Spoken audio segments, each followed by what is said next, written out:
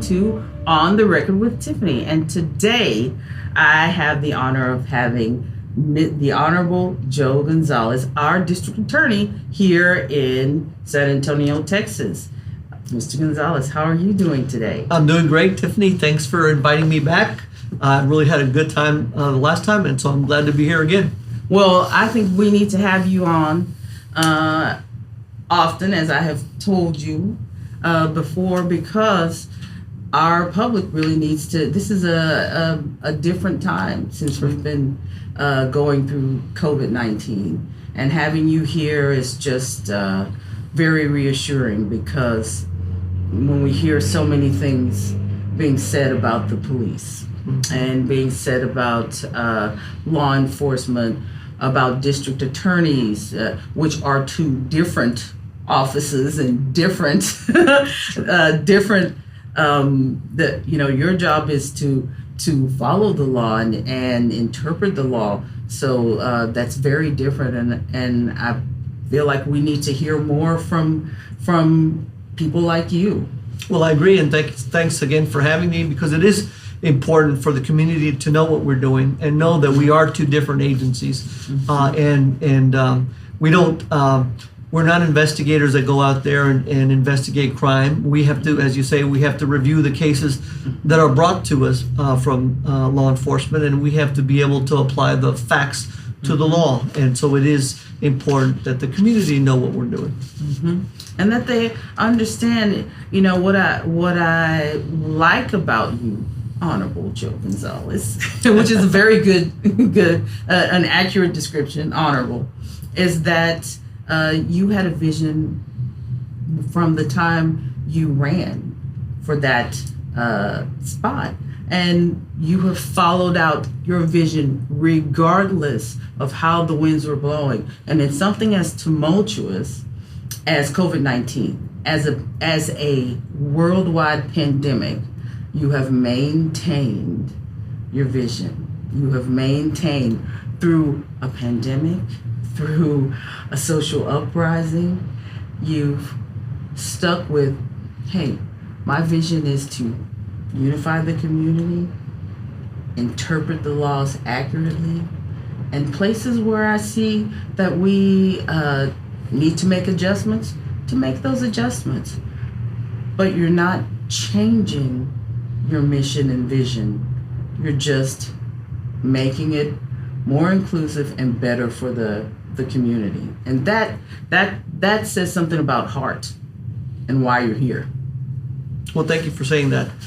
As you mentioned, I bring to the office a vision of reform. And to a lot of people, reform means change. And sometimes change is a good thing when it's done the right way. And I say all the time, although I've been an administrator, running an office of this size, by the way, we have 500 employees, and people tell me all the time I'm the largest public law office in town. I've been to, and it comes with many challenges. Wow. But I have been a lawyer for over 30 years, going on almost 32 years now, and so I've seen a lot over the years, and I have seen inequities in the criminal justice system, which is one of the reasons that I bring reform to the office, is because I've seen that over the years. I started my career, as I mentioned last time, as a prosecutor, and I enjoyed what I did. I worked for 3 different elected DAs, 4 different administrations here and in Houston, and I learned a lot, but I also learned that you have to temper justice with mercy. I also learned that it's not a one-size-fits-all. I learned that you don't always have to send people to prison for the maximum amount of punishment. The punishment should fit the crime. And there's certainly ways we can look at how we deal with crimes and look at the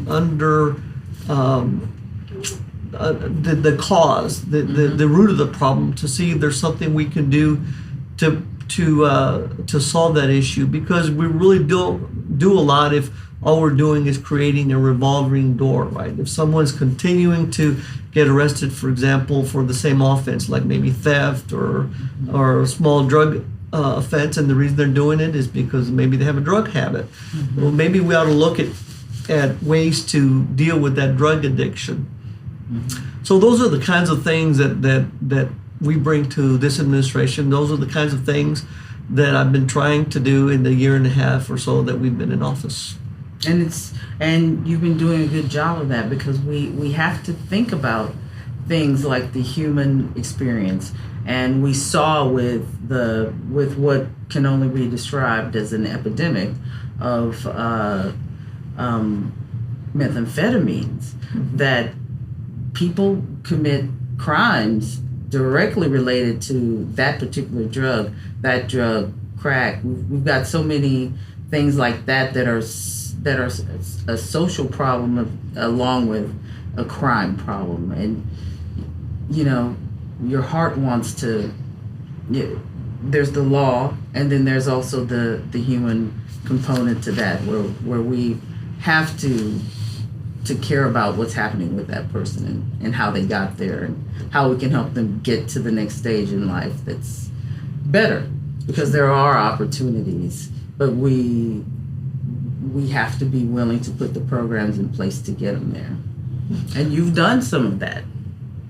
Yes, ma'am, we have, and I'm happy to say that we've made some significant strides in trying to deal with the drug problem here in Bexar County. But you mentioned people that have had issues with addiction to methamphetamines, but it's not only that, but it's Main Street drugs and it's legal drug use. We hear that we have an opioid epidemic problem in this country. People rely on legal drugs, on medication, to get through pain and to get through whatever medical issues they're dealing with. Sometimes, and help our listeners understand that, because when many of us hear drugs, we think of illegal drugs. Right. We do not think of what you're talking about. Right. Prescription drugs, the painkillers that often we can be prescribed by our physicians when we're dealing with those issues. Well, at some point, if you're healed and you keep taking those drugs because you become dependent on that, then it can become a crime. You can actually purchase those drugs on the black market, and if you're possessing those drugs and they're without a prescription, that's a crime. That's against the law. And so, and I think that's brought just a different discussion to the community about the fact that, as you mentioned, where before we were talking about, well, you know what, these are heroin addicts, they're meth addicts, they're people that are criminals anyway. Why do we worry or care about them? Well, guess what? It's mainstream. It is the guy next door. It is your niece or your aunt that may have been prescribed some painkillers that she just can't get off of. And so that brings a brand new problem to the forefront. And so sure, we've seen that, and we've seen those people come to the criminal courts, and we've had to deal with those kinds of issues. And the shame and embarrassment that's involved with that, along with the criminal element of it, it's like it's running rampant all over the United States. Yet it's a subject that we don't necessarily talk about as much as we should. So how has that impacted our community and what you all have done in terms of programming? So how we're dealing with those kinds of issues is part of the challenge is to come into the office with this new philosophy to not only to look at it instead of being tough on crime, but look at it as being smart on crime, to look at the underlying issues involved. And if, for example, this individual does have a drug addiction, can we do something to help with that? And in some way avoid that person from coming back into the criminal justice system.